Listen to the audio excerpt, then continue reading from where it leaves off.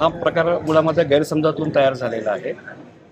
या ठिकाणी आमचे जे सेक्टर ऑफिसर आहेत ते त्यांच्या पोलीस बंदोबस्तामध्ये त्यांना दिलेले राखीव मशीन घेऊन त्यांना जे मतदान केंद्र त्यांच्या अधीनस्थ आहेत त्या ठिकाणी ते थांबलेले असताना काही समुदायाला लोकांना असा गैरसमज झाला की या ठिकाणी हे मशीन्स घेऊन काय करतायत आणि त्या गैरसमजापोटी ही मॉब जमा झाला, गर्दी जमा झाली।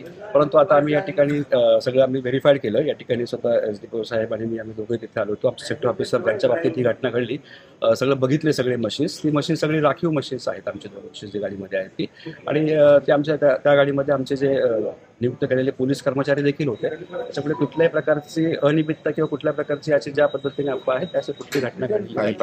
निवडणूक अधिकारी सांगतात की आम्ही एक्स्ट्रा दिलेल्या मशीन आहे, पण एक्स्ट्रा दिलेल्या मशीन आहे तर सगळ्या मशीन बरोबर पाहिजे ना। ते स्वतंत्र कसे काय आले एवढे मशीन 7च्या 7?